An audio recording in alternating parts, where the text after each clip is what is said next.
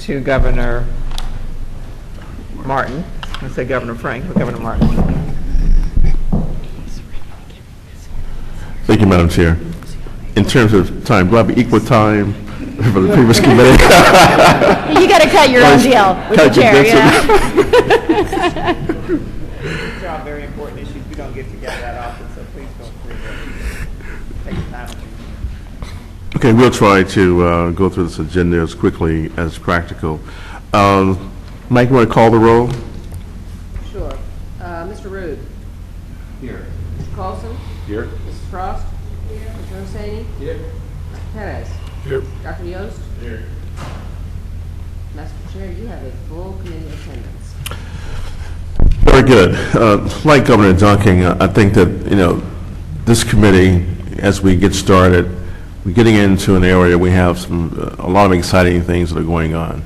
As we begin to develop this strategic plan and that whole discussion that we'll be going into. We've done a lot of work to date, have a lot more that we need to do, and I'm really encouraged by the new board members that we have and your participation. And as we develop the overall game plan and strategy, I'll probably be embarking upon a number of you to assist in some subgroups to help drive the process. So I will be reaching out to you, asking for your advice and consent as we move forward. The first thing I would like to do is have the approval of minutes for the June 18th meeting. Could I get a motion? Been moved and second. All those in favor, indicate by saying aye. Aye. Those opposed? Okay, motion carries. Alrighty, first item, item 3A, which is the public notice intent to promulgate the Board of Governors Regulation 2.003, Equity and Access. I'd like to recognize Vicki Shirley to introduce this regulation. Thank you, Governor Martin. This is a regulation that we have been working closely with the SUS Council on Equal Opportunity and Diversity at the universities and with university general councils. I'd like to recognize the equity officers on our smaller work group that was involved in this at UCF, UNF, and UF. What this regulation does is it codifies what really are the existing policies, processes, and practices at the universities that prohibit and address discrimination on campus across students, faculty, facilities, programs. It begins with a very broad, strong, affirmative statement that discrimination on the basis of race, color, national origin, sex, religion, age, and any other class protected by applicable state or federal law is prohibited. However, it does not limit a university's ability to engage in lawful practices aimed at achieving a diverse student body or faculty or staff.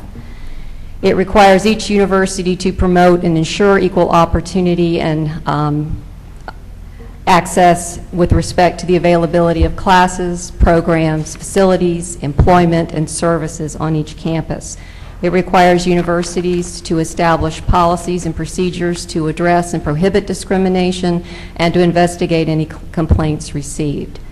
It provides for universities to have an established office to address discrimination and provide services with respect to equal opportunity and access on campus. It addresses equity and accountability in employment practices and requires universities to engage in an annual equity plan that is aimed toward addressing underutilization of women and minorities in particular job cohorts with respect to senior level administrative staff and faculty. It also addresses equity in intercollegiate athletics and requires universities to comply with Title IX standards addressing equal access to intercollegiate athletics along with applicable state and federal law. In Florida, we have the Gender Equity and Intercollegiate Act, and this implements that act as well.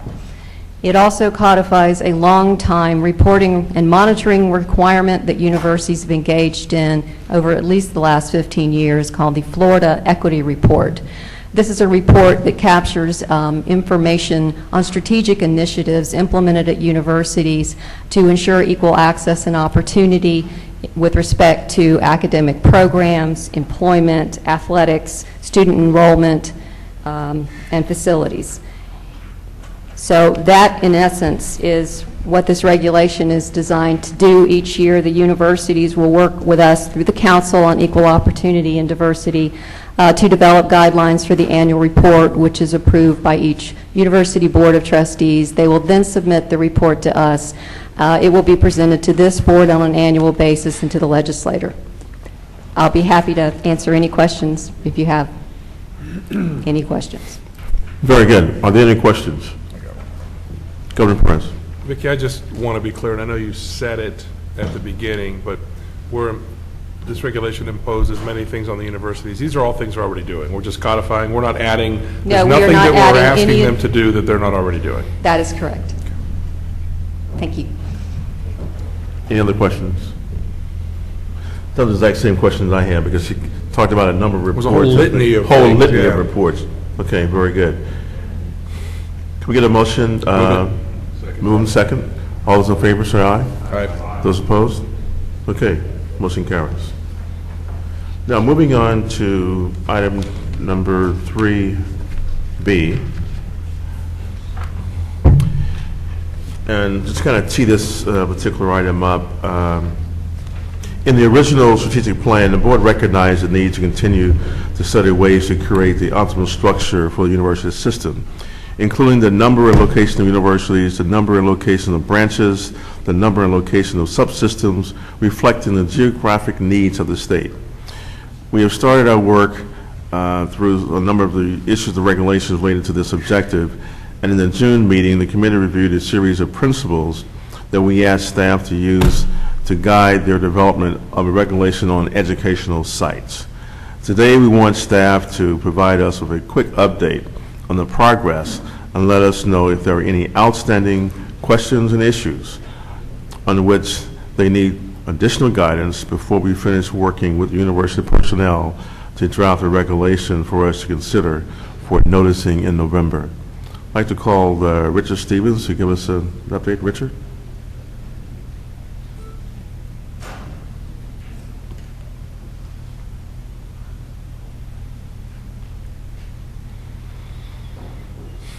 Thank you, Mr. Chairman.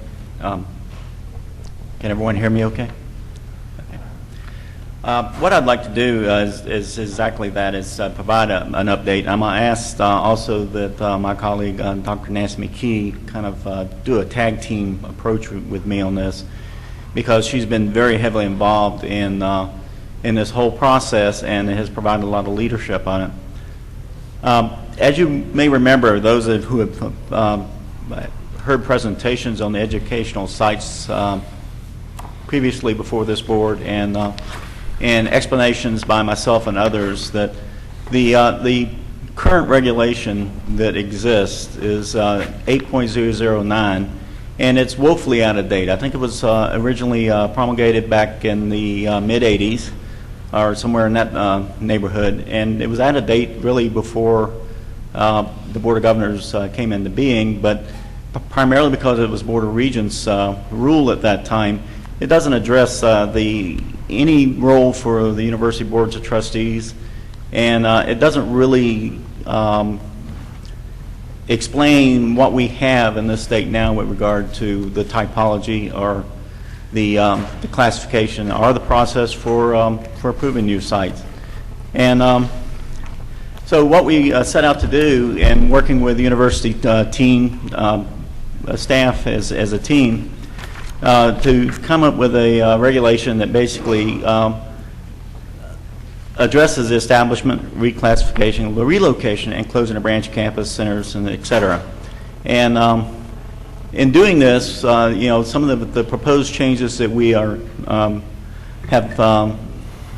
tried to make with the regulation is to come up with a revised typology that kind of better reflects what we see out there in the state of Florida now, but also that to reduce the number of categories for branch campuses, and to consolidate some of them, and make it a little bit easier to understand exactly what you have in place in a particular location, so that you're not always having to go back and look at all the metrics associated with it.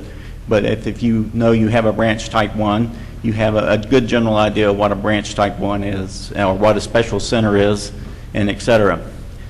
The other thing that we've set out to do is to revise the approval process to incorporate the university boards and to really better outline the process itself. And I know that some members in the past have really expressed frustration about the different proposals coming to the board to establish a new location, and by the time it actually got to the board, it wasn't real clear that they had any choice but to approve it. So this is really wanting to put into place a process that everyone understands and that provides for input at all the key points as well.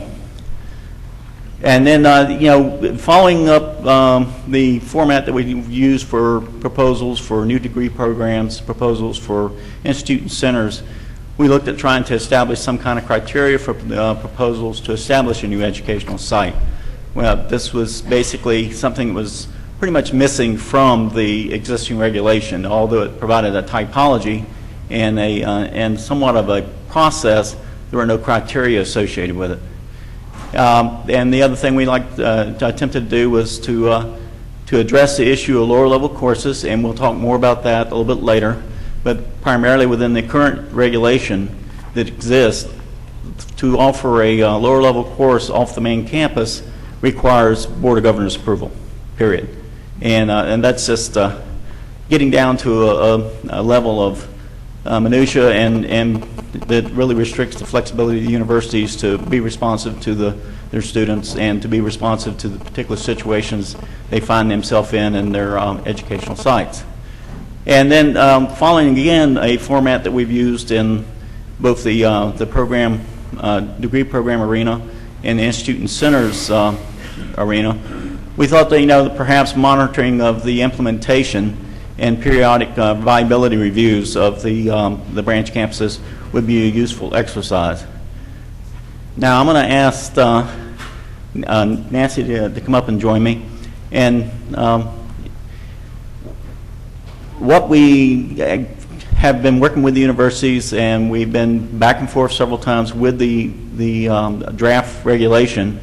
And right now we're kind of entering the home stretch with the draft regulation, and we're dealing with some the concerns of the universities that have come back to us. Some of them are mere wordsmithing, and some of them are a little bit more real policy issues. And Nancy has taken the time this week to really comb through those, so I'm going to ask her to walk through them for me. The comments that we've received from the universities basically fall into the 5 points that you see on the screen. Richard had mentioned earlier that we tried to streamline the classification categories. We received a couple of questions from the universities that I think warrant further discussion. We think that those concerns can be dealt with between conversations with the staff and the university. So when we bring the draft to you in November, we think that the typology will be something that all the universities are comfortable with.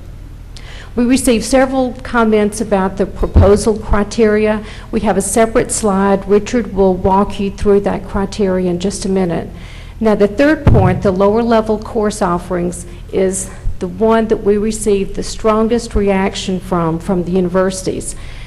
If you'll bear with me, we'll loop back to that discussion in just a minute. I have a separate slide for you, and we do need some direction from the committee to know how to go forward with that regulation. The fourth point, the reviews and monitoring requirements.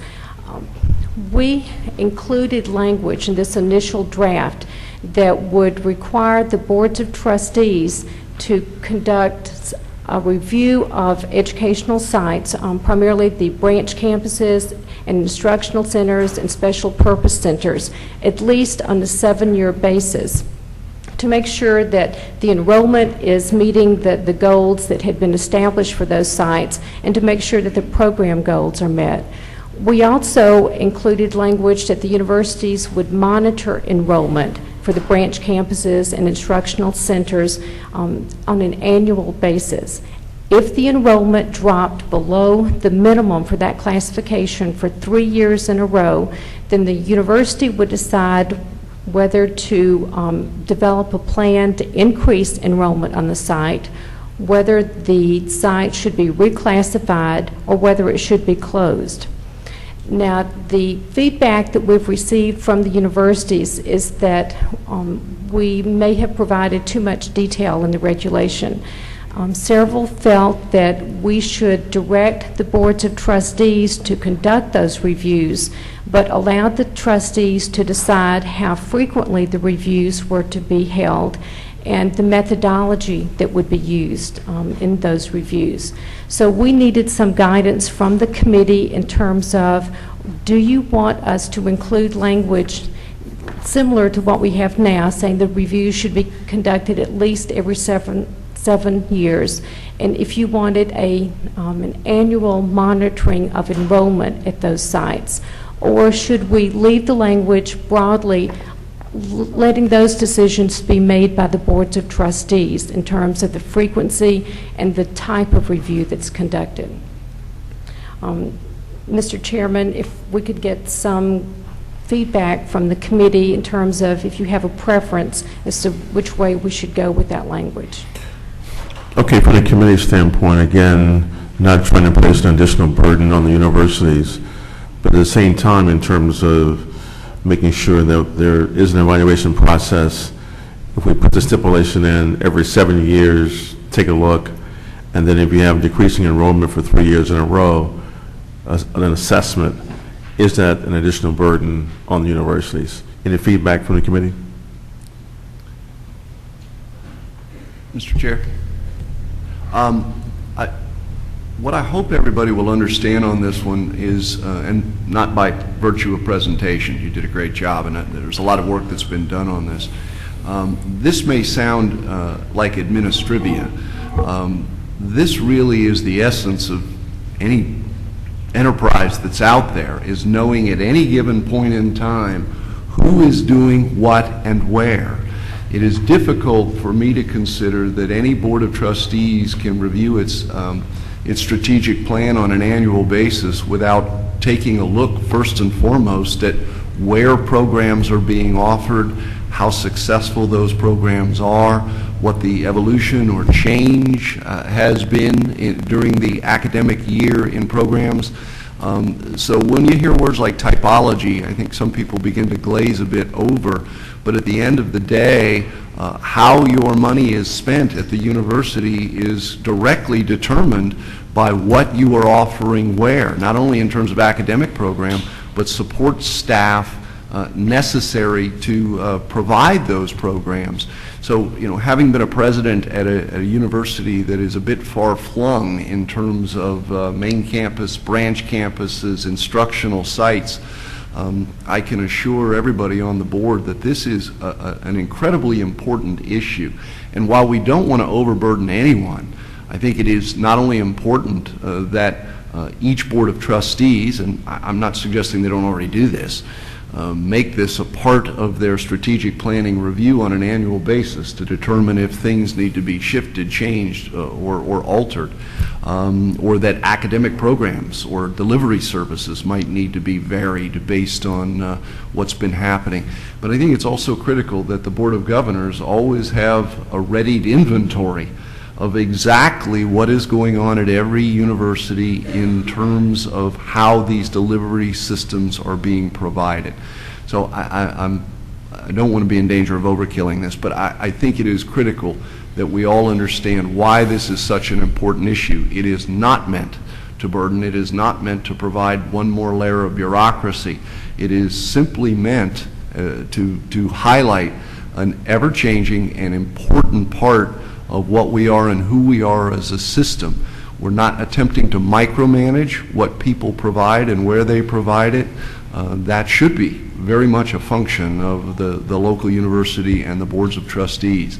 But without this readied inventory that is, in my opinion, updated on a regular basis, it is virtually impossible for this corporate board or the corporate boards at the universities to be able to oversee their roles and responsibilities with the greatest degree of efficiency behind it.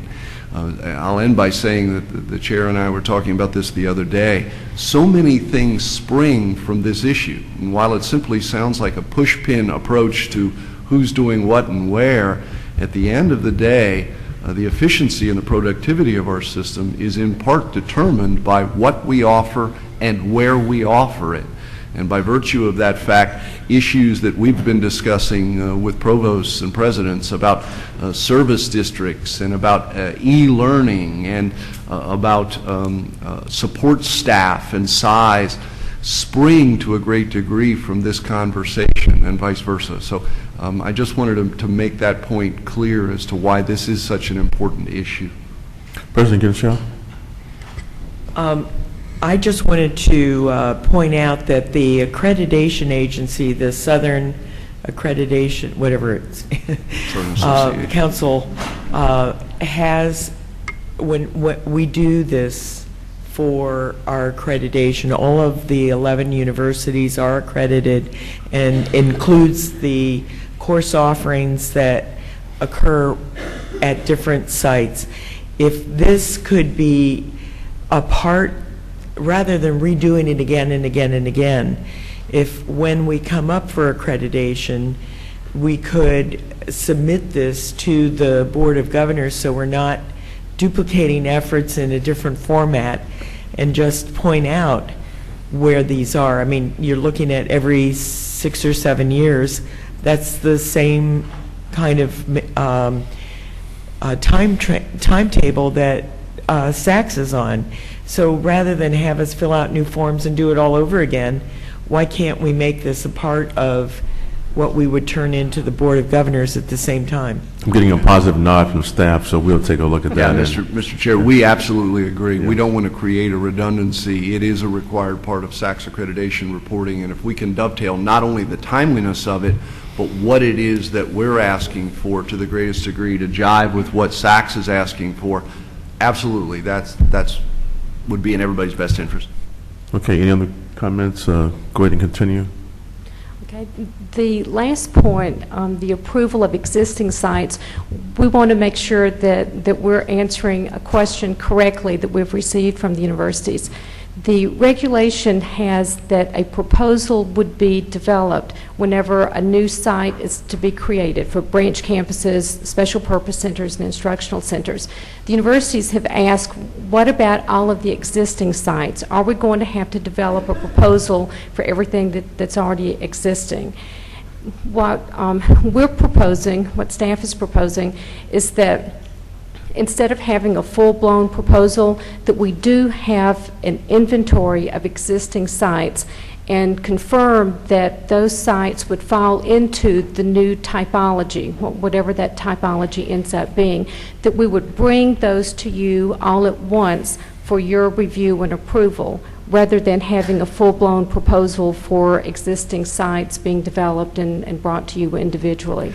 So, Mr. Chairman, if And Mr. Chair, we would submit that the vast, even though, as Richard mentioned, there's been a great deal of change since this rule was originally created under the Board of Regents, the vast majority of the existing campuses and sites are probably, will drop into this typology with great ease.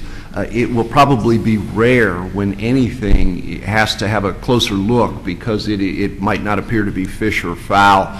So that's another urgency on our part to make sure that people understand that we're trying to make this as easy as possible and largely to create a standing inventory without reinventing the wheel. And that's why we're trying to keep the typology as close to what people have grown to know it and align it, Judy, with the Southern Association standards so we don't have to reinvent the wheel on this.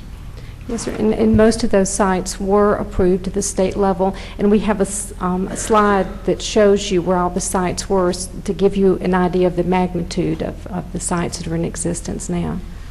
Very good. Okay. So the inventory that you will develop, that will form as a baseline. Yes, and then sir. going forward, any additional sites will have to be approved.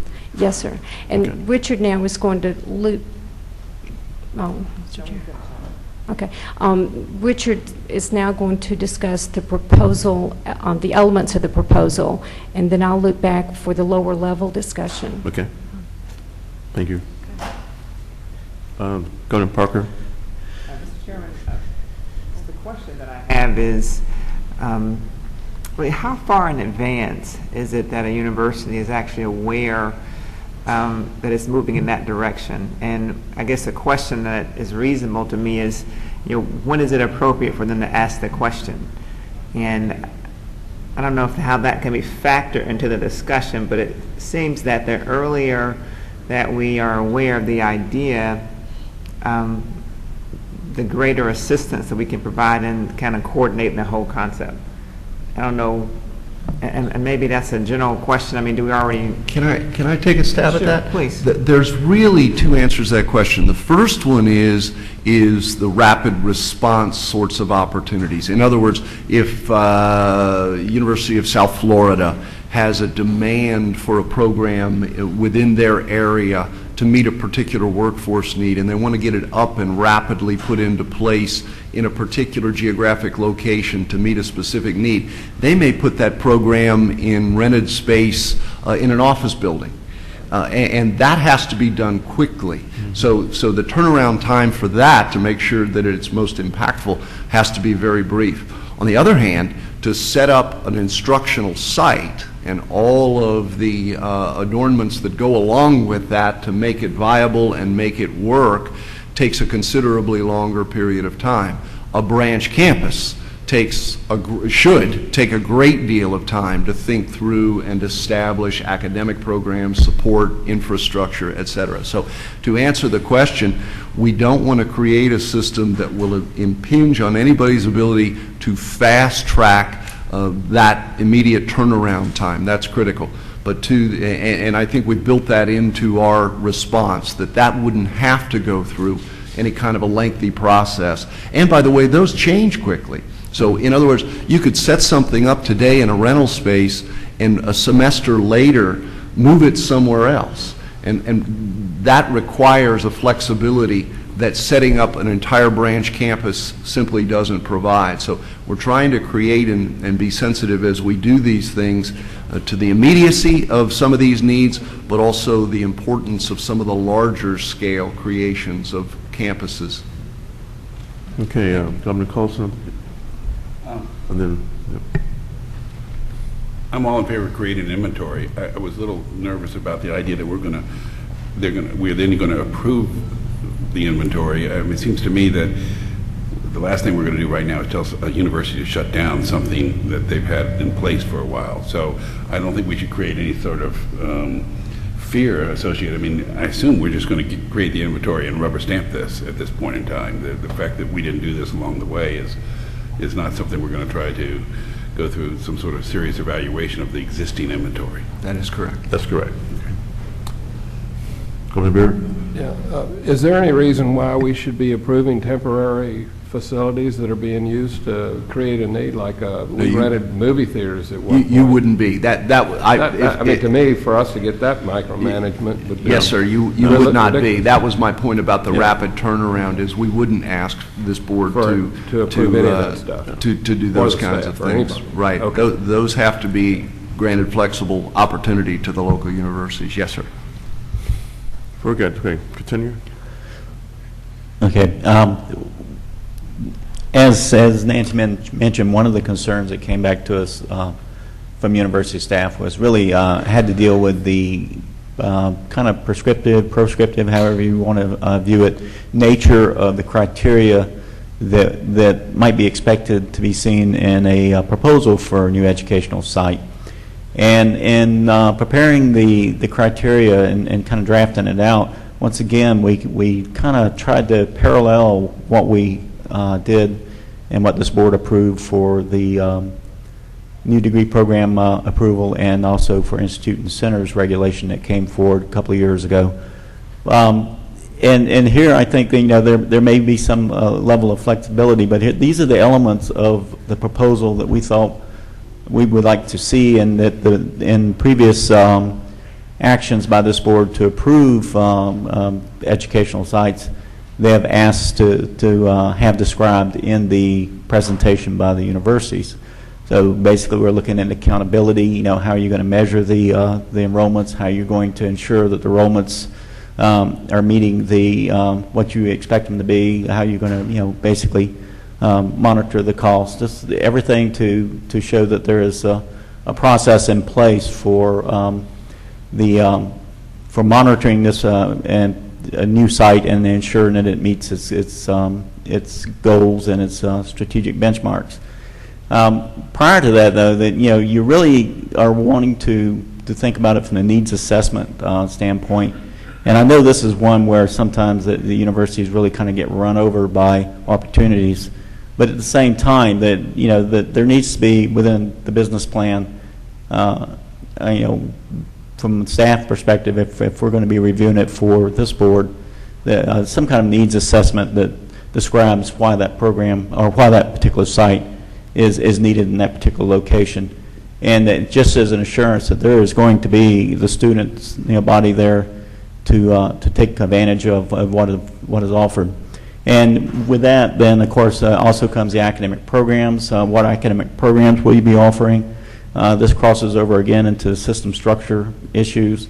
Where are your programs located at? How many students do you expect to serve in them, et cetera? And are the programs going to have the proper level of student support, proper access to faculty, and et cetera? And these are all things that, as President Genschaft has pointed out, that they have to address anyway as part of any substantive change with SACS.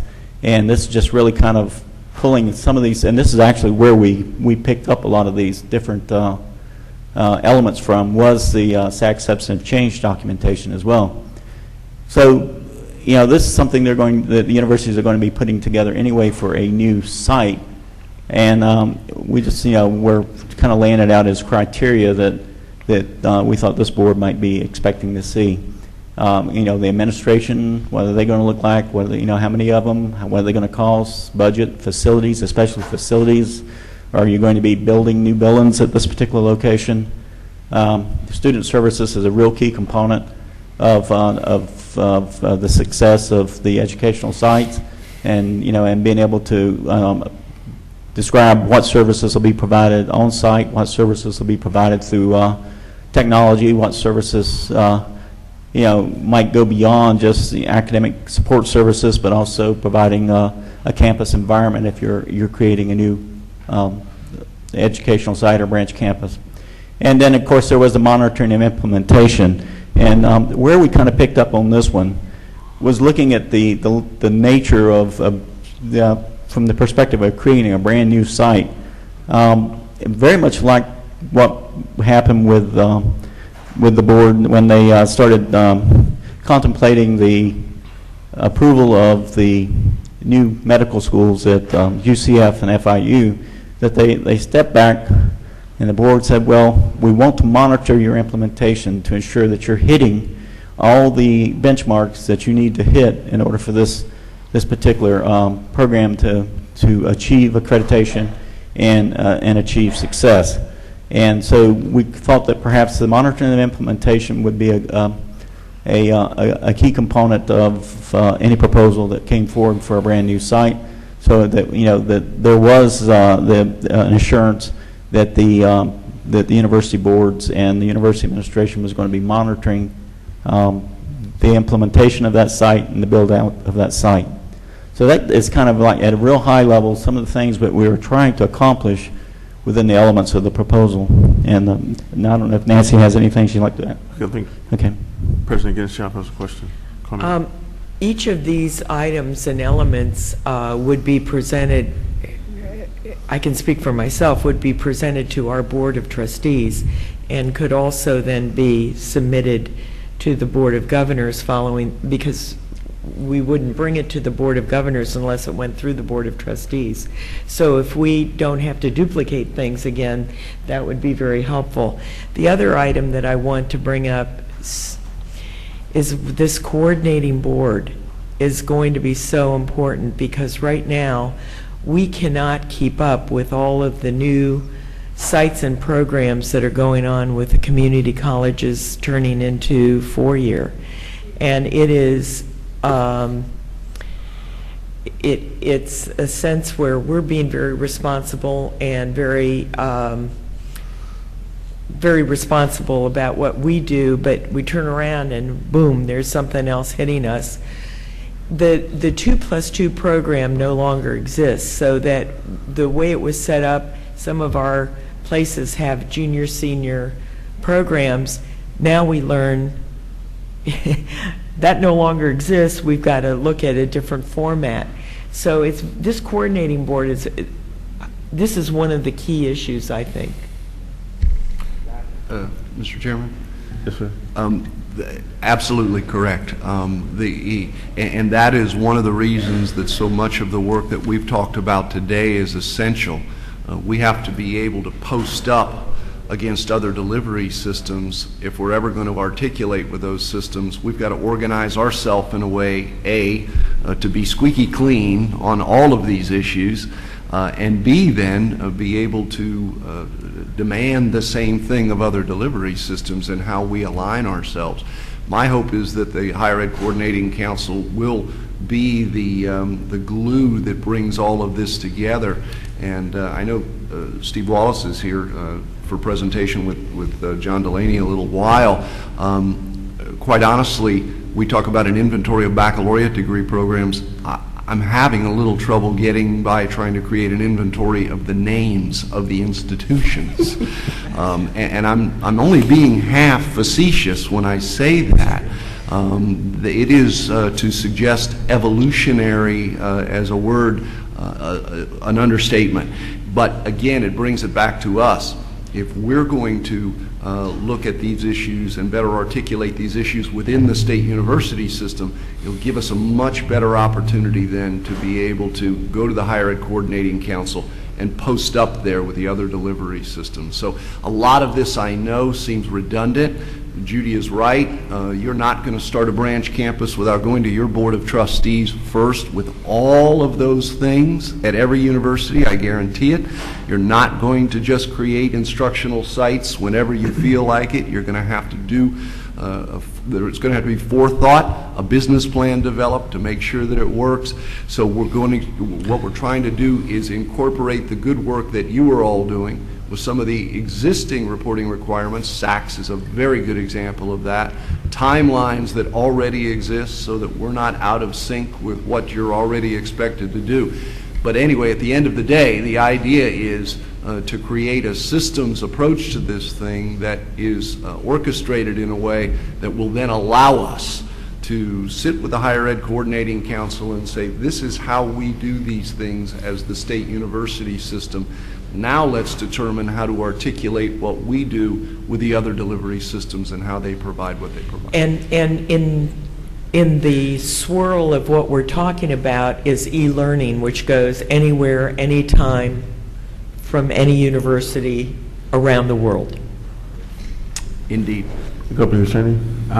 Mr. Chairman, Judy, you brought up just extremely important point. At the time that the state has a shortfall in its budget, the colleges and the universities and bringing up different programs, and I have seen it with my own eyes, when a college trying to bring a four-year degrees, when there are universities there that absolutely desperate to get more students in those programs.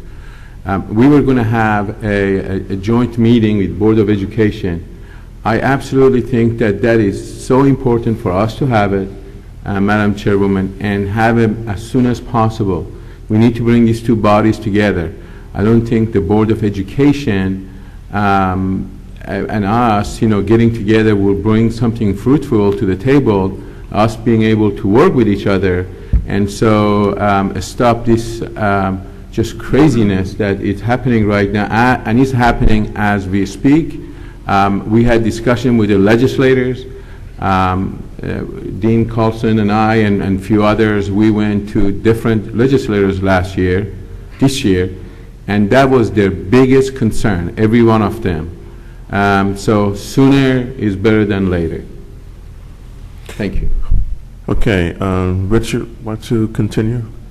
Yes, sir. And from our perspective as staff seeking guidance, I think that probably what we would like to know is whether or not this board would like for us to continue with incorporating the criteria into the regulation. It does make it rather lengthy, or whether we would simply go and I'll bring forward to this board whatever business plan that the university put together. Just a little guidance on that issue would be nice. Okay. And then, as promised, we're circling back to the lower level course approval discussion, and I'm going to ask Nancy again to step up, because she has had a lot of conversation back and forth with university staff on this issue, and I think she can frame it very well. As I mentioned earlier, this was the issue that received the strongest reaction from the universities, and that we heard from a great number of universities about the issue. As Richard mentioned earlier, the current regulation says that if a university wants to offer lower level courses off the main campus, they have to come to the Board of Governors for approval. That language was written under the former Board of Regents. At the time that the language was written, there was a Florida community college system. The community colleges were expected to offer lower level courses. It flowed then for the universities to focus on the upper level courses at those off-site campuses. That landscape has changed with the creation of the Florida college system, as President Ginschaft brought up. When we drafted this initial language for the regulation, we were trying to provide flexibility from the language that was currently in place, which said you had to come to the Board of Governors for approval. We crafted this in two levels. If a university wanted to offer a limited number of lower level courses to meet a specific need, then they could develop a written agreement with the local Florida college system institution. If they couldn't come to an agreement, then the university could go to its Board of Trustees for approval. If the university wanted to offer a full-blown lower level course offerings with your general education and other lower level courses, then they would need the approval of the Board of Trustees and of the Board of Governors. Now, we have received feedback from universities that we may be too restrictive in this approach, that with the change in the landscape, that maybe we needed to provide more flexibility to the institutions to decide whether or not to offer lower level courses.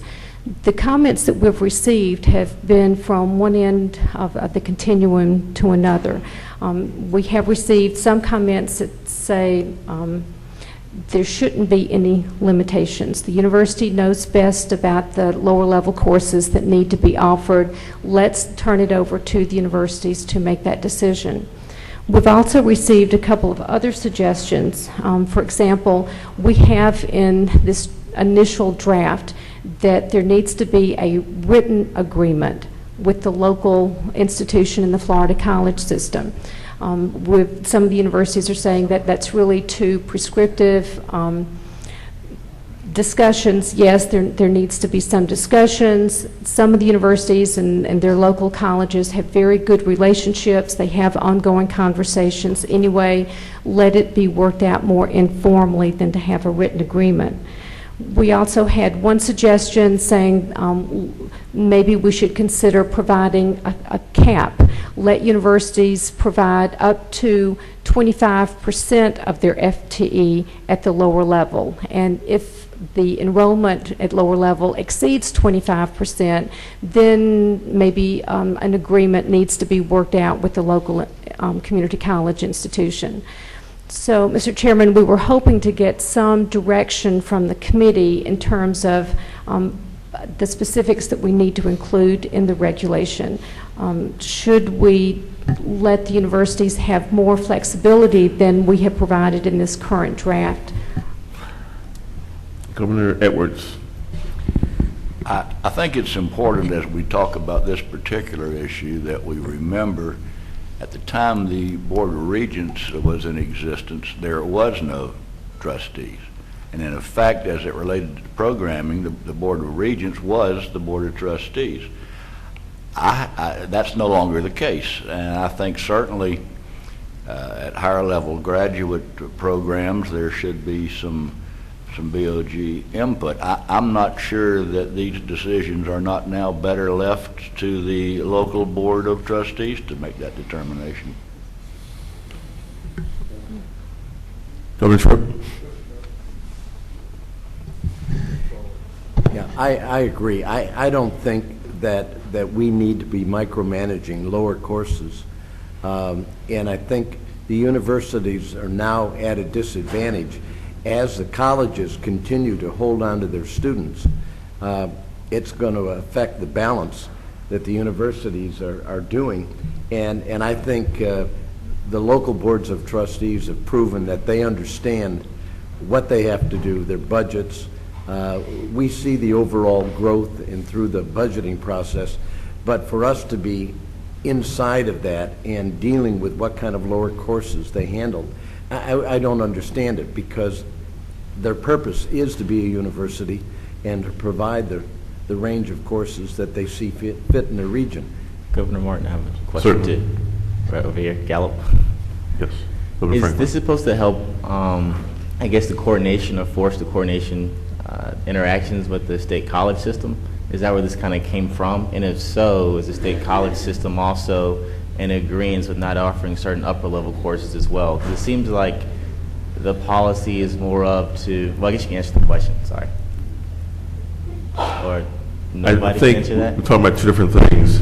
I think what they did in drafting the proposed regulation is going from the existing regulation that's been in the books, as Governor Edwards said, the time has changed. So now we're dealing with a different landscape. We don't need to micromanage. So I would think the sense of the committee is that we need to have the flexibility, push that down to the Board of Trustees level and let them handle it at that level. Yeah. Now, coordination with the Florida college system, and at the appropriate time, we probably need to have the chancellor to give us an update in terms of the coordinating council, when that group is going to meet, so that we all understand the dynamic there, because I'm hearing overarching comments in regard to what they're doing, what they're not doing, and how we can factor into that whole discussion. Yes, Chairman Mill. Thank you. If I might offer a perspective, I don't know all the details of this rule, but this board needs to understand what's going on, make sure you're aware of everything out there, the quality's right, the redundancy is minimized, all those things are very important. But the one caution I would offer is when we approve something in the Board of Trustees, and I think this is the way they all operate, we take very seriously that what we're doing and that we're accountable to everyone. The students, the faculty, this board, the legislature, the governor, and the citizens of Florida. And we take that responsibility very seriously. And I would caution you not to go far enough where you dilute that sense of responsibility and accountability that we have. Thank you. Governor Perez. I'm pretty comfortable with pushing it off to the trustees as well, as long as it is in the historic service area of that university. If we're talking about the university going across the state and setting up programs, and I don't know if that's going to happen or has happened, but I'd like to know that. And I think we ought to be approving that kind of an action if it's across the state or outside of their historic service area. Okay. Yeah, very good. Mr. Chair? Yes. The only other consideration, and by the way, I totally agree with Chairman Ramil. I think that these are good decisions made at the local level. It's really very difficult at 30,000 feet to try to intervene on some of these very local issues. But as just mentioned, there are going to be times where there will be, contrary to the myth that every president loves every other president, not only within our own system, but between delivery systems. I can tell you, as the guy in the middle, tain't so. There is a territorialism out there that is fierce, and it's based on all the right things. I mean, people want to provide access and service, and they want to be efficient, and they want to be productive to their local constituencies. But I can assure you there will come a time, not with our existing 11 boards and presidents, but at some point, where a university is going to want to open lower division programs just because they can, and put it in the face of the local state colleges because they are offering upper division courses. And we have worked so hard as a state to try to create an articulation between the two delivery systems that I just don't want to see us move backward. And that's where I think the Board of Governors has a role. In those cases where there seems to be a dispute in terms of whether or not someone should ultimately offer something, there has to be an arbiter there at some point, and it's what we lack right now, by the way. I think one of the things I hope the Higher Education Coordinating Council can help bring to this is some semblance of seamlessness that simply draws attention to, because remember, that group has no statutory authority in approving or not approving programs, but I hope that that group will help us to look at how we might better articulate. And when we consider people of good faith, which includes everybody in this room, and know that at some point people of good faith will sit down and be unable to reach an agreement on what's in the best interest from a higher education standpoint of the people who are in their area, there ultimately has to be an arbiter. And that's the role, I think, that should be held in reserve for this particular board. Someone who can take an observational look at these things and help to weigh in to suggest that something either is necessary or isn't necessary. Because again, while I love people of good faith simply being given a blank check to work together and figure it out, if past is prologue, in some cases, that's going to be impossible. And therefore, I think the State Board of Education, the Board of Governor, in working with the Higher Education Coordinating Council, can find an institutional way to help us through that. I'll end here by saying this. If we only left to people of good intent and good faith systems wouldn't exist anymore. And the thought that they would just figure it all out is nice, and I appreciate it, but I know at the end of the day there's got to be an institutionalized approach to these things. So in those rare instances where people of good faith just can't figure it out, that there's a system they can fall back on that will help to guarantee that the right decisions are made, whatever those decisions are, in the best interest of the greater good. So what I think the message is that we're hearing, and I agree with, is thou shalt interfere as little as possible in homegrown decision making. I agree with it. I liked it when I was a president. But at the end of the day, while we rely on our presidents, on our boards, and we should, in those cases where reasonable people just can't find a reasonable resolution to some of these lower division, upper division disputes, there simply has to exist a bottom line. And that will happen. I assure you it will. As the Florida college system moves even more into the world of upper division, and as the state university system moves more into the world of lower division. Okay, Governor, if you say anything, and then we're going to try to wrap this discussion up. Okay, thank you. I want to assure the chairman of the University of South Florida, we have so much work to do among ourselves. We're not looking for additional work. And we absolutely trust the trustees of each individual universities that will do a great job. What I want to remind our own board is we get to choose 1/2 of all the board members of each universities. And this will come out later on. So we have an opportunity to make sure we have the best applicants that work with the universities and letting them do their job. But I also agree with Chancellor Brogan that it is a great mechanism. It's even good for the universities that for us to be able to be in between and kind of trying to help all sides, you know, to come up with some good decisions. Our state can no longer afford to, not today, with all the shortfall we have, to offering different degrees and being over capacity. Thank you. Okay, Governor Edwards. In the legal profession, we have a theory called ripeness or ready. In other words, a matter can't be litigated until it's ready. And I thoroughly agree with Frank. There is going to be a time when there's got to be some agency that has control over both the state university system programming and the community colleges to avoid these types of duplications. And it will happen. I just don't think, unfortunately, we're ready for that yet. It's going to take a train wreck for that to happen. And that's the bottom line. Okay. I'll come back to you, Governor Tripp. Okay, Vicki? I'd have a clarification question. Okay.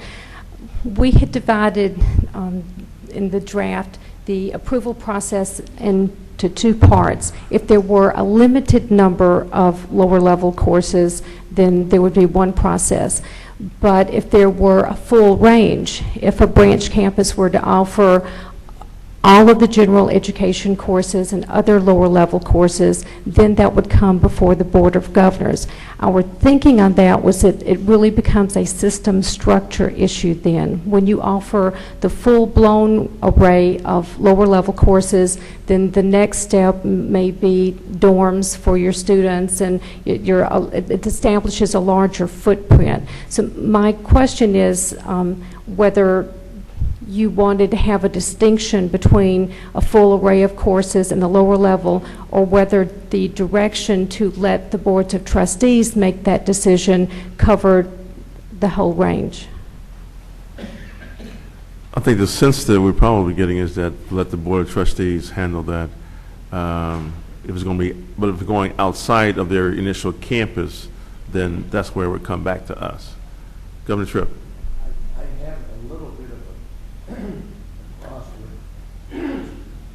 excuse me, with Frank on this. The problem I see today, Frank, is that the university system has now been put at a disadvantage, and we can't strap their hands and let this continue to go on. Well, we tell them, sit back and operate under archaic rules that other systems are not recognizing anymore. And we saw it at FAU, where we had facilities in place, we had programs in place, we had staff in place, and in fact, they were taking the students away. So I think that today, because the legislature and others have opened up the playing ground, and I think what they've said to us is, let's see who can provide the product, a good product, at the best cost. And I think what we've got to do is unshackle the hands of the universities and let them compete. And in those areas where it makes sense to them to sit down with a willing state college, I think they'll do that. But I don't understand that we gain anything now by having any kind of restriction on them, because the game just changed, and we asked it not to change, but they didn't care. Okay, well, go to Beer. I'll be real short. I just think we ought to also put on the table our obligation to accept students from the two-year colleges. I'm not sure that things change so much that maybe we shouldn't have that obligation. Okay, any more direction, staff, that you need? Okay. I think we've been pretty well directed on this, sir. Okay. With your permission, I'll just pop up the last slide. Let's wrap it up, yes. And this is what we lovingly call the measles map. And just wanted the members to once again have an understanding of the scope of the types of branches, campuses, and other types of sites that are currently out there. And you'll note that this is really just focusing in on branch campuses and centers and special purpose centers that right now are required to be approved by the Board of Governors and the current regulation. These sites have pretty much, through one way or the other, went through some form of approval, even those that were created during the interim between the Board of Regents and the Board of Governors.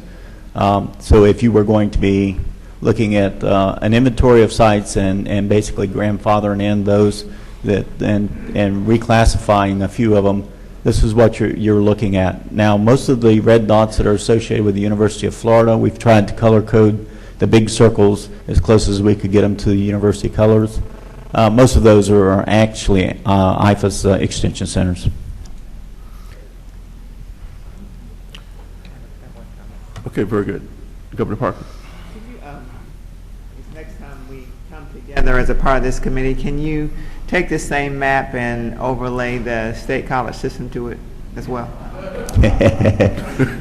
That would completely obliterate the peninsula and the attached archipelago. Yes, we can do that. In fact, we have that map, and but we don't have it with us today. That's fine. Okay. Just do do one code for the 20 that are 4-year, and then do another code for the 8 that are still that are not offering bachelor degrees. So Okay. assuming it'll be 20 and 8 by the time you do it again, whatever the balance is. Okay. Thanks. Okay, Richard, also, when you come back the next time, could we see maybe a listing on the inventory of all the comments that you're getting from the universities? That way we would have an understanding of what, some of the issues that were raised as we go through our deliberations. Yes, sir.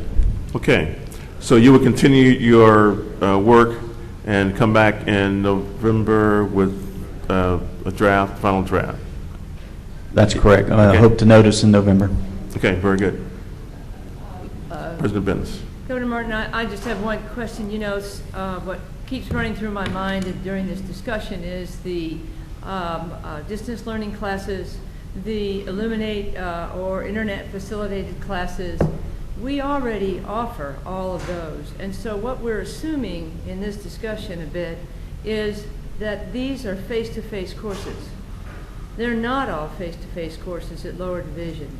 And so while we have agreements not to offer lower division with individual colleges, their students still take our lower division courses online and mixed and hybrid delivery. So in your thinking and deliberations, understand that there's also a parallel system going on that is very, very alive and active, and that is lower division courses are offered by state universities are being taken by a wide range of college students that are maybe a wide range of college students. So what's really happening is it's already occurring, this mixing of lower division student body, college and state university students. So what we're really talking about is something that is a bit archaic already, which is face-to-face courses. I don't know how to deal with that, but just remember that in your deliberations. Okay, so further clarification, are you saying that in a given semester you may have a student that may be taking courses on the university level and also Absolutely. It happens all the time. Okay. All the time. Mm-hmm. And is there even with agreements that we have with colleges that say we will not offer unsaid face-to-face college classes in let's say Fort Walton Beach at our joint center, but we also offer English 1100 online, and their students take it.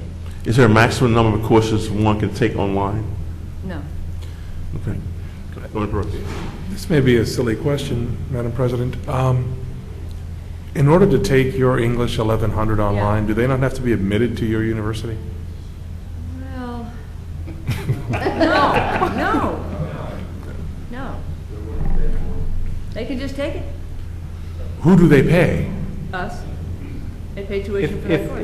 If I could elaborate, most universities have provisions for what is called transient students to enroll, and they do not go through the admissions process. Right. They just register as a transient student. But they are enrolled at your university, then? Yes. Yes, they for would be that enrolled. course. Mm-hmm. As a transient student, you are not a degree student. However, many students will begin as a transient student, and then in the course of their studies at some point will apply and seek to have the credits they've earned that way applied. Okay, and I'm also assuming that they have talked to their advisors so the advisors know or directing them what course they should take, right? With Common Course numbering, it's very easy. It's a no-brainer, right? Okay. So, Governor Duncan? Yeah, Mr. Chair, I think thus the point of the workshop on distance learning. It's complicated, and these were some of the issues when we started trying to look at it that I think are clearly part of what we're going to want to be tackling, because it gets very complex very quickly when you start looking at this, and those are absolutely some of the things that I envision getting on the table for the, you may need to discuss them sooner than that, but that's a lot of what I'm hoping we have some good dialogue, and so that we all understand. I think we're all coming to this with a different set of assumptions, and some are accurate and some are maybe not, and just kind of what is happening, what's the reality of it, where's the volume of it, what are all the different faces of it, I think is pretty important. Okay, very good. Mr. Chairman, just one quick thing. Going back, again, more and more is about having a meeting with Board of Education. I think this is really important for us to have that, so on both sides we can sit down. I've just even heard from one of the board members of the Board of Education that they really wanted to get with us, and they are fed up with some of the stuff that's coming from their own colleges that wanting to offer a 4-year degree, and they're saying, well, aren't the universities offering this? I'll let Governor Parker respond to that. Yeah, I just want to comment to Governor Hosseini. We hear you, and we're going to be directing the Chancellor at this time, if you would, speak with Governor Smith and see if there is a time that we can coordinate such a meeting, with the idea that our only agenda item would be this particular issue. Yes, ma'am. Governor Edwards. I know we're past schedule and I talk too much, but there's just an undertow here that concerns me. I think it's very important that we realize we're here for one reason, that's for the students. And I don't think we want to ever get into a position where we are competing against or fighting our state colleges or our community colleges. What we need to do is focus on developing a program that provides access and educational opportunities, and I really get concerned and I'm competitive, I understand the feeling, but we're not in competition in theory. Everyone, no matter which one, even our private universities, are here for a purpose, and I do get a little concerned with the concept that we might want to go to war with somebody who is in an educational program, as are we. Okay, I think that is in the discussion on item 3B, and from a time check standpoint, we're probably halfway through, so we'll probably have another hour to go. No, but we'll try to speed it up here. Try to wrap up in the next 25 to 30 minutes. Going on to item C, and a lot of the discussion that we've had on 3B kind of parallels over into 3C as well, and that map is going to really give us a good segue into 3C. So, Richard, you want to continue the guiding principles regarding statewide and regional access? Yes, sir. As many have mentioned, there continues to be a reference back to the service area concept that was very much a policy of the Board of Regents. And what I'm going to try to do is just kind of give a little bit of history catch-up on that concept, and why we think that we need to have the board provide us some guidance on that. So basically, you can see that we've identified this as statewide and regional access, and really trying to shift the focus back over to the provision of services to Floridians and to Florida communities and Florida districts.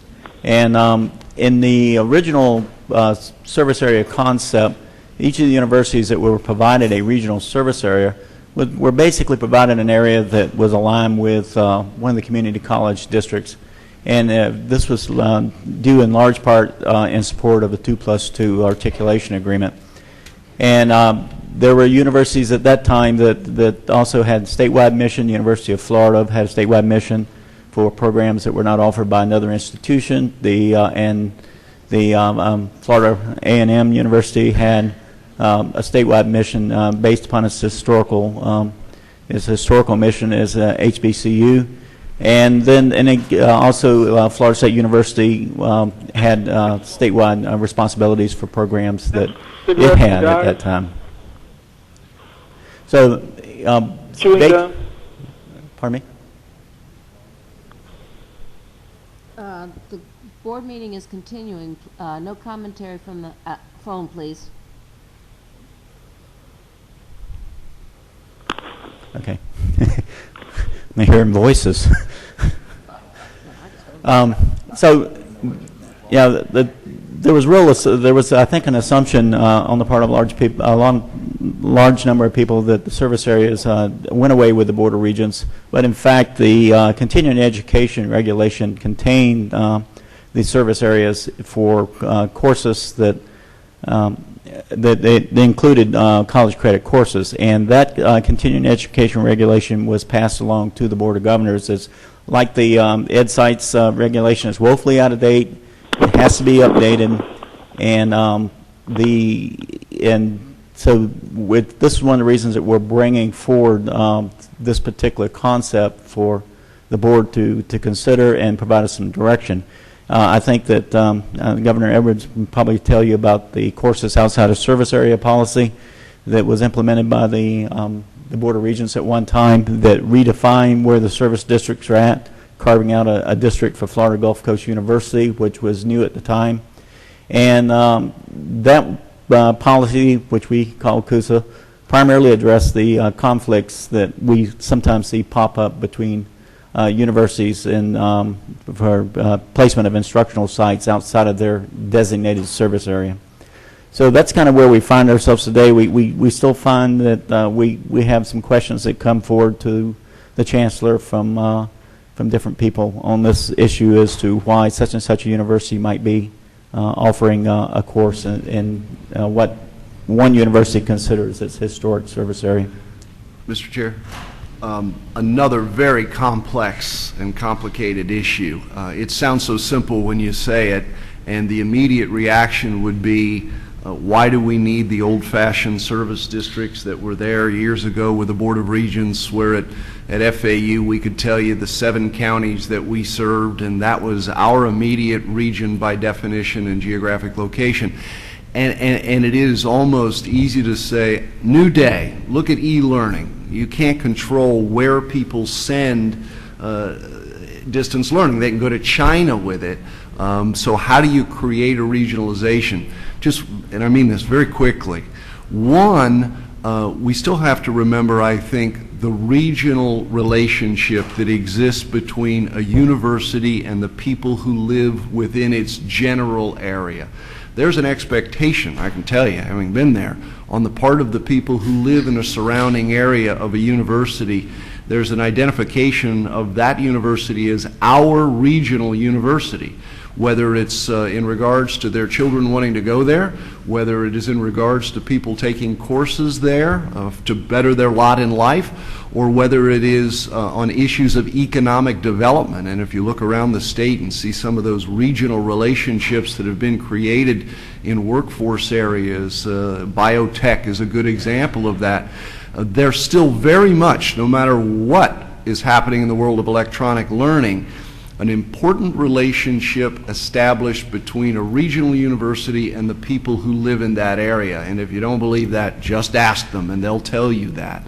The second issue is, get out of the airwaves for just a minute on the issue of e-learning. That speaks for itself. It's impossible to, and you wouldn't want to constrain people from taking their pure distance learning capabilities beyond their own regional service area.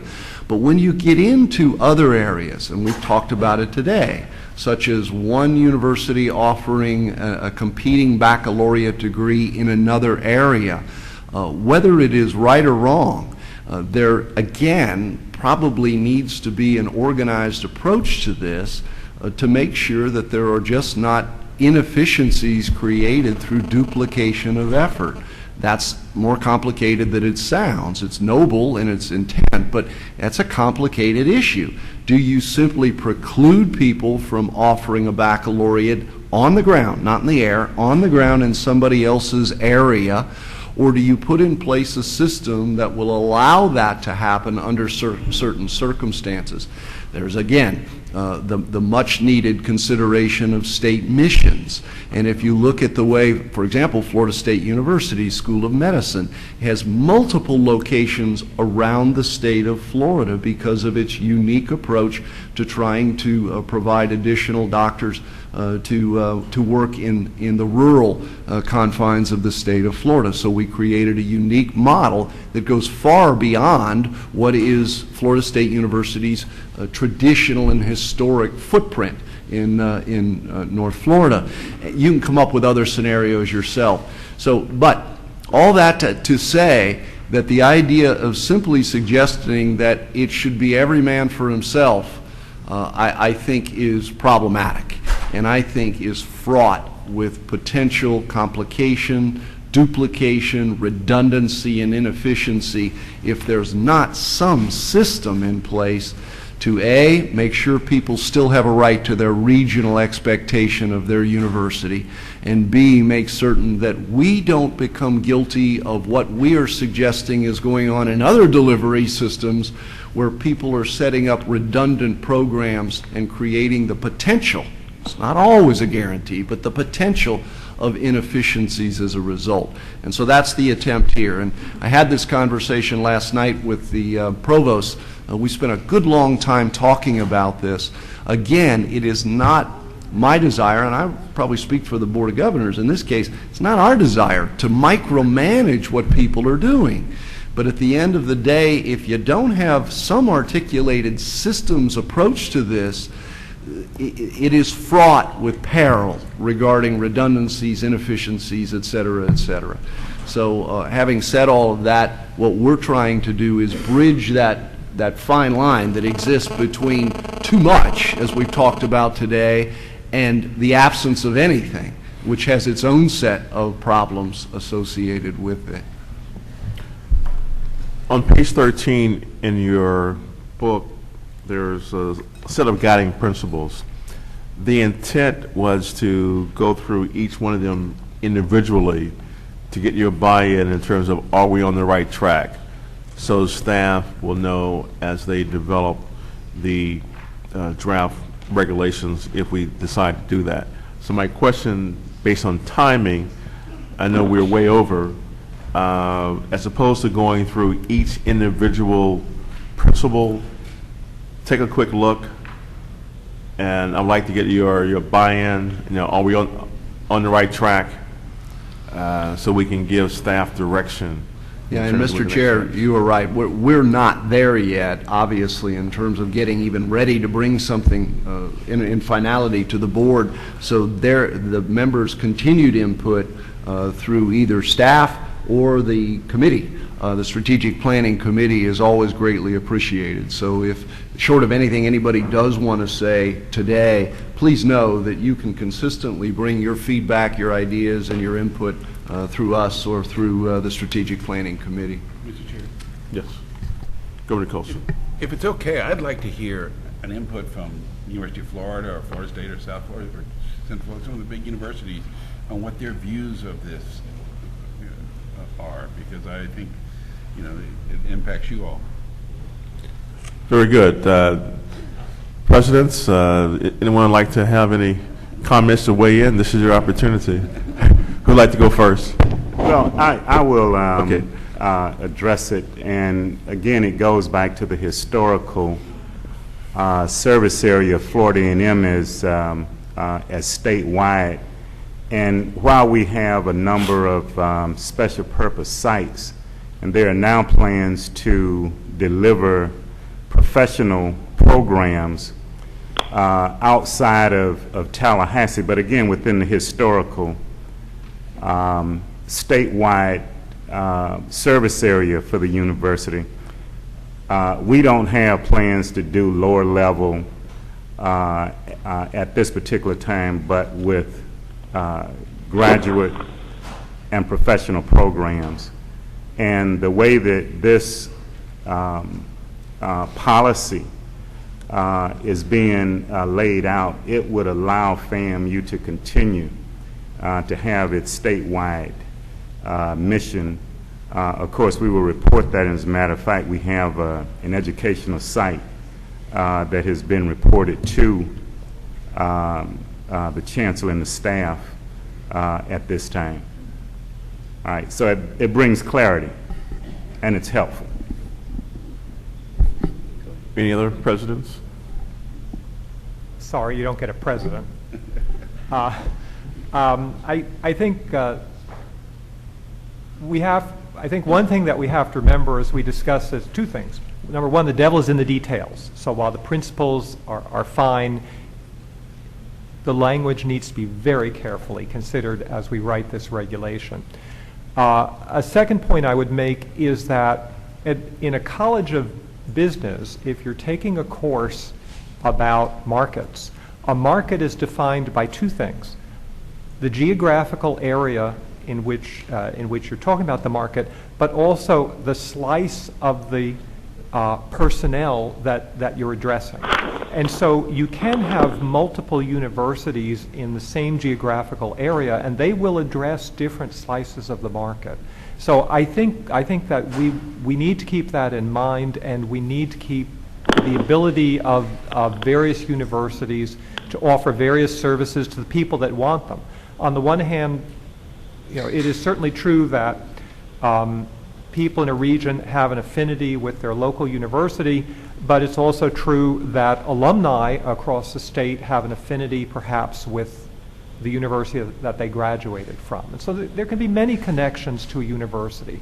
So I would just like to encourage the board, as you consider this whole policy, to maintain flexibility and ensure that the state will have access to all of the educational programs and other services that are referenced in these policies, which could mean services that have to do with economic development and research. It's important that all areas of the state have access to the talents and resources of the universities from other parts of the state, wherever they may be. Certainly. If I could have a follow-up question with you. It seems to me that the University of Florida could go into any community in this state, open up some programs, and you will draw students from those regional universities. It's less likely that the University of West Florida is going to open up in Miami. University of Florida could open up in Miami. And so I guess my question is, and I'm not sure that's bad. I'm not sure it won't make FIU a better school if the University of Florida opened up in Miami. But my question is, what role do you think we should have in considering the impact on the local college before we approve something like that, or should we have any approval role? I think you have a difficult task, because I will also throw in an additional factor which hasn't been mentioned in this context but was mentioned by Governor Edwards a few moments ago, and that is the whole point of this is the students. So one of the things we should also be concerned about is giving students a choice. And in some sense, talking about service areas is talking about limiting the choices of students and the access to services that other constituencies in that particular geographic region have. So I understand the concern that the University of Florida could move into an area and somehow cannibalize the market for somebody else. I'm not convinced that that's actually true, because I think, again, that we're drawing a different slice of that market segment than perhaps the local university is. But I would also suggest that another consideration the board should take into account is the opportunity for people in a certain region to have a choice about different educational opportunities. That's one of the things that distance education is about. There are going to be people who have the choice: should I go to my regional university, or should I opt for an electronically delivered degree program from another university? And many factors will play into that decision. So I think this is another instance of offering choices and multiple opportunities to people around the state. Mr. Chair, without interrogating Joe, you just happen to be in the line of fire here, but if I might, just to follow up on that.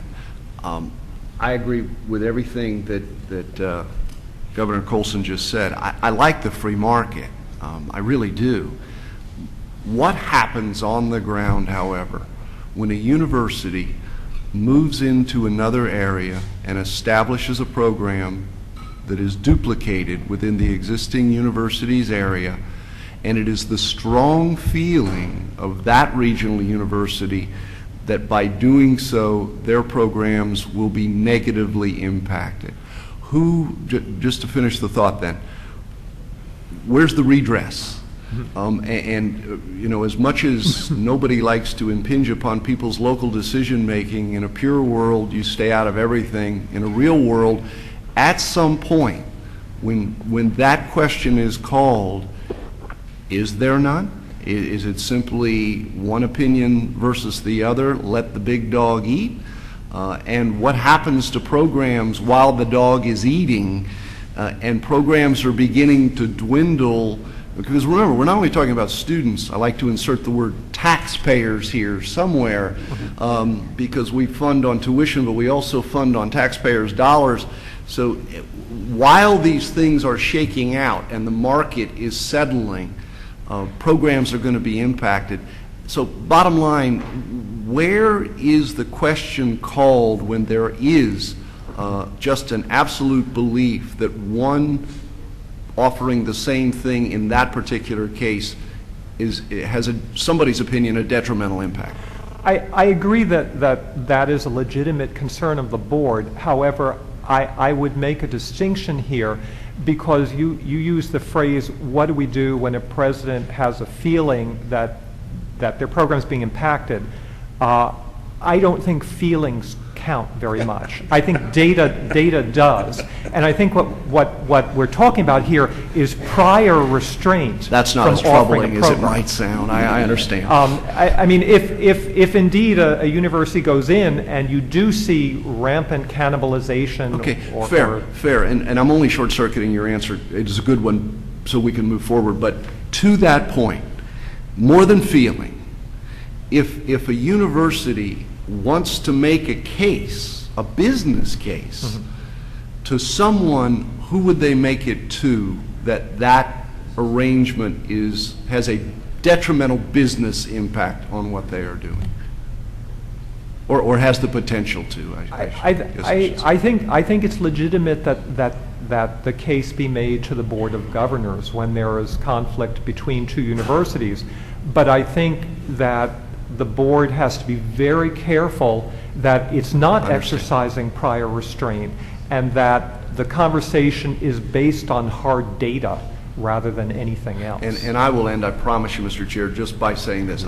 It goes back to our conversation about lower division, upper division. In a real world, the market will figure itself out more often than not. But in those cases where the market isn't figuring itself out or has the ability to collide, I just happen to believe that there ultimately has to be an arbiter who can step in on behalf of the bigger picture to make some of these calls. And you're right, Joe, I totally agree. You don't make those things easily. You've got to really dig into them to make a business case that you're trying to make the right call. But I think the call ultimately has to be made by someone. Yeah. Although I don't actually know, and it would be interesting if we had a case study, I don't actually know of any case so far that a university has moved into an area and materially affected the prospects of I agree, except that today we are redefining the world. We have just essentially said you can move from upper division to lower division, and it's allowable. We are beginning to say that people, and this is one perhaps part of departure with Governor Colson. I agree that the University of Florida can probably go anywhere and find a population of students to make their program successful. But I also believe with growing success, individual university programs are becoming widely known, and therefore they may not have the institutional brand, but they might possess within a university a college brand or a particular degree brand that is nationally recognized, and therefore want to put just that program in an area. So I think it's a little bit bigger and has the potential to get even bigger as many of our universities develop individual programs that are becoming nationally and even internationally known. Okay, Governor Tripp and Governor Edwards. I have a strong opinion. you do have the ability, we don't require you to only take students from a certain area. Very interesting. You guys can all compete for the students from everywhere, and they come to you, some from your area and some because of what you bring to it. But I don't agree that you even get started where you're moving out and you're establishing outposts without coming to this board, because I think, first of all, this board is in place to make sure we have a system. You're not a private college. You are a public college, and there are only so many public dollars that are available for everybody. And in that case, you have a somewhat defined area. And I believe that if you're going to change and you're going to go and move across the state or move across the alley, that yes, you can come and ask, but this board needs to look at it and determine whether or not the taxpayer dollars, the student tuition dollars, and the map will better be served by that program as opposed to something else. And the idea that we wait and see if you get in there and you gobble up enough that you hurt somebody, I just don't think that's what we're about. So I hope we don't go there. There are some things that this board should be doing, and that's one of them. I mean, there are a lot of things we should push down to trustees, but in terms of turf, I think we need to keep control of it. Governor Edwards? I don't think we need any regulations here at all. Following the Chancellor's comment about the big dog, the Board of Governors is the big dog. Clearly, in the settlement of our lawsuits, the Board of Governors has control. If the University of Florida, and we seem to be picking on the University of Florida right now, and I understand why. Let's take Florida State. If Florida State wants to come to Fort Myers and offer 4 courses that compete directly with Florida Gulf Coast, President Bradshaw is going to scream. He's going to come back to this board, and this board's going to tell them they can't do it. We already have that authority, clearly have that authority. And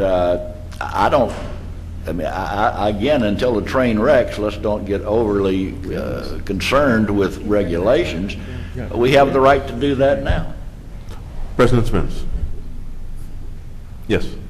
Well, the thing is that you don't stop it. You know, I read in the paper someone's gonna offer programs in my region, and I read it in the paper, and you all have known about it, and nobody has stopped it. That's our problem, is that while we are a system, but we don't act like one. But have you complained to the Chancellor about that? You bet. Well, she complains to me all the time. But I again, wring trying my to hands not with get the Chancellor is redundant, what I do. but the board does have the authority, is what I'm saying, to do that.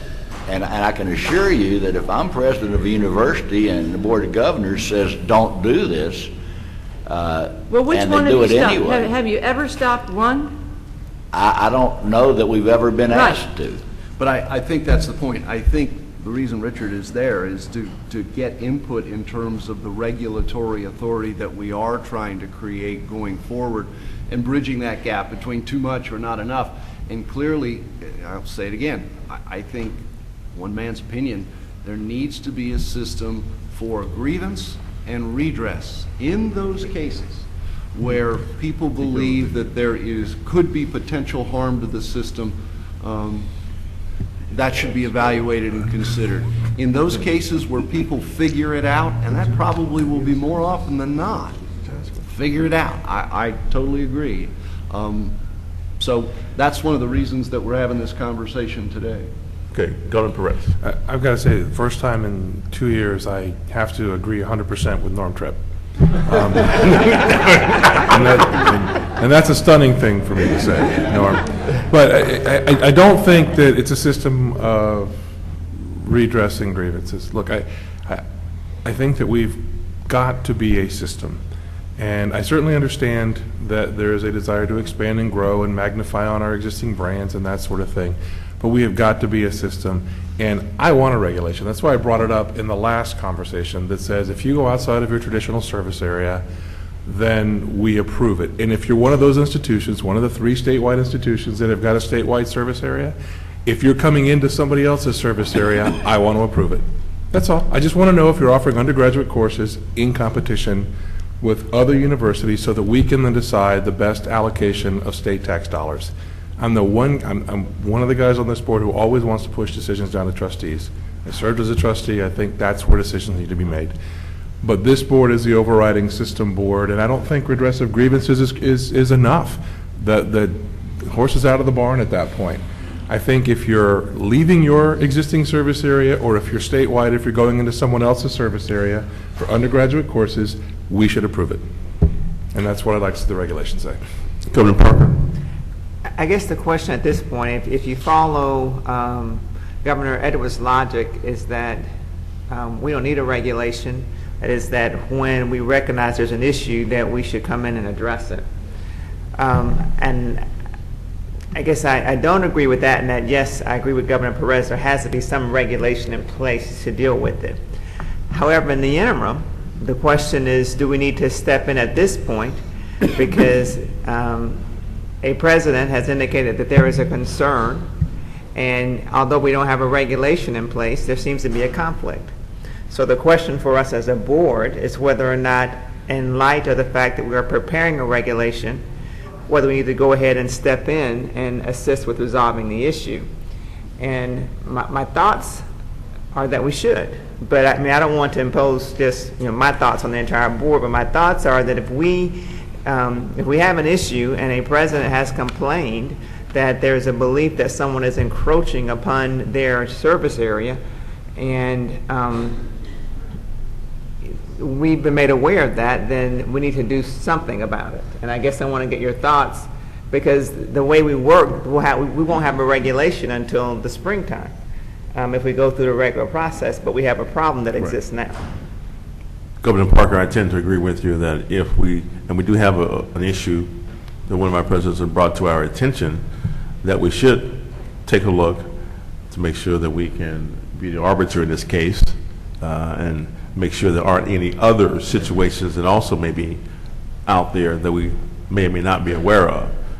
So I will concur that we need to have some discussion and make sure that we can bring the 2 parties together. So at this point, I'm sorry, Governor Stark. When I first joined the Board of Governors, I asked a very naive question.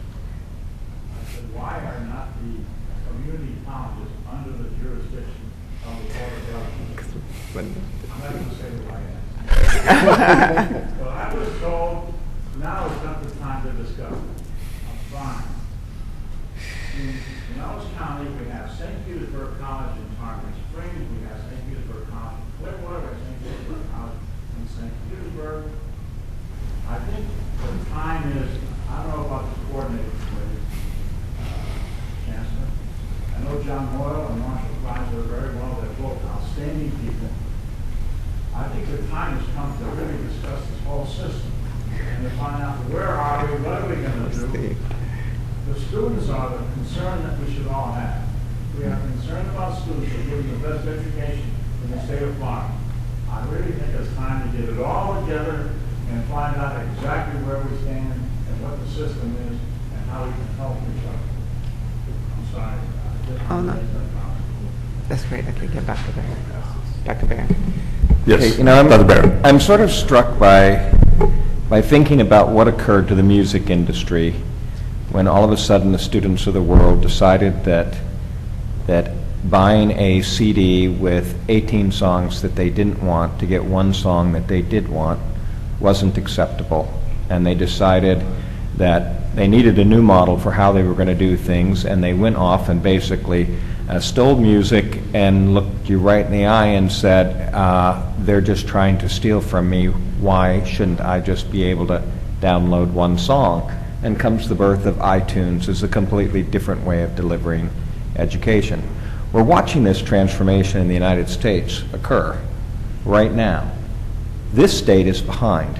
This state is behind because this isn't a free market issue here. This is a distorted market issue because we are in a mode where by only being able to charge the cost of delivery, there is very, very little incentive for every single person in this room to be innovating in this topic beyond the notion that we like our own students to be able to take a course because they can schedule it more effectively, or somebody else takes a course and sign on to it, as opposed to having a first-class online education that quite frankly attracts resources to the state and makes it cheaper to educate our in-state students because of the resources that are coming on. Now, we're watching private industry jump onto this in a very poor way in most cases, and we're watching a lot of other universities do it. So these are cash-strapped universities.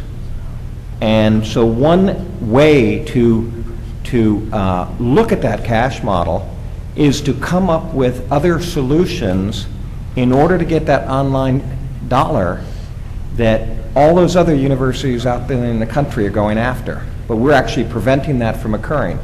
My belief is that that leads to a model in which you do encroach on your colleagues because we have no natural avenue to do it ourselves where we can actually do it in a way where we gain dollars and then innovate.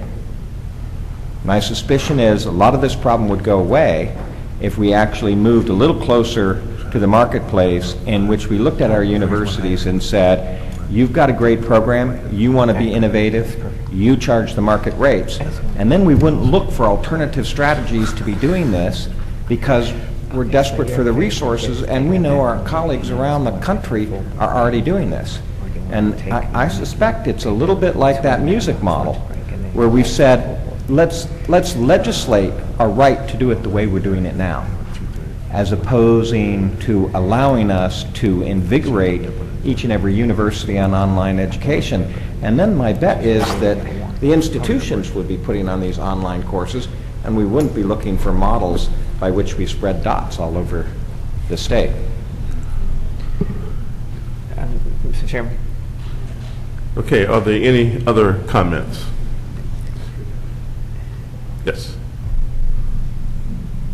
I'm the newest president in the system, and I experienced just what Judy talked about, reading in the newspaper about another university coming right in the heart of my service district, and not only coming in with the state university program, but also selling their curriculum to a for-profit university in my backyard. So I was very surprised that there wasn't tighter controls on a system-wide basis for allowing this to happen, or pre-permission and discussion with the two universities about the best interests of the students. I'd also like to say I've heard the word market tossed around a lot today, and I want to remind everybody when you start talking about market, you start talking about advertising. And I came from a state which was sort of free, deregulated, and people spent an awful lot of money on advertising that could have been spent on student scholarships and support services for students in an attempt to track students away from each other in a state that had declining enrollment. And it always frustrated me when I saw all the billboards around the state recruiting for people in other people's service area in the goal of the bottom line. And I think if you do regulate a system, what you're going to also see is some movement of cash from supporting students into attracting students from other parts of the state, and I'm not sure that's really in the best interest of the whole state. Okay. Governor Parker. Mr. Chairman, what I think I'd like to have happen is that if there are universities that believe that this is an issue, while we are preparing the regulation, if the president would bring that issue to the attention of the chancellor will then direct Governor Martin and his committee to address the issue. So ideally, I guess Chancellor Brogan, I'd like for it to be an issue that the committee itself addresses, but I'd ask if you would gather the information and prepare them and give them the background to make a determination about whether we should do something while we're waiting for the regulation to be put in place. And so I'm not suggesting that we should, but at least whether we should. So if you would at least, once the problem is brought to your attention, if you would then brief Governor Martin and his committee, and they can make some determination about what, if anything, we should do. Yes, ma'am. Okay, thank you very much. Okay. Again, page 13, guiding principles. If you have any comments, let us know, let staff know. this is not going to be on track for at least another several months, coming back for a final maybe in January, so we have an opportunity. But we really spurred a lot of interesting discussion on this particular item, so let's hear from you.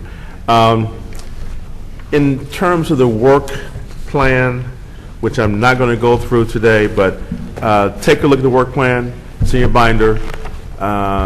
This is something that we have been working on with staff, so you have an idea of the major items that we will be addressing over the next year. This is a very, very important document, so take the time to take a look at it, and we'd like to have your comments. There is one item that we would like to have Dr. Muneer to come up and address. So, Dr. Muneer? Very quickly, in the building out of the comprehensive planning and performance monitoring system, you know, we had to jump into the cycle somewhere, and so we have a little slippage because some things are not yet in place as far as our processes and all. We know that once we get through a full cycle, we'll be fine. But there is a reference, and the material is in your folder at your desk, so you'll be able to see exactly what I'm going to be putting forth for consideration. In the UBOT powers and duties regulation, there is a statement that says that universities will submit their institutional strategic plans to the Board of Governors for approval. Well, we haven't built out that process, that part of the process in our overall system. And so we just need to put in place some kind of transitional plan so that everybody knows exactly what we're expecting until we actually have time to revisit that. This committee will be working on the State University System strategic plan over the coming months. And the idea that was put forth was that we would then circle back and say, once we had a new system plan in place, therefore, what are the ongoing expectations relative to how we ensure alignment of future institutional strategic plans with the system plan, and what process will be there for actually reviewing and approving those.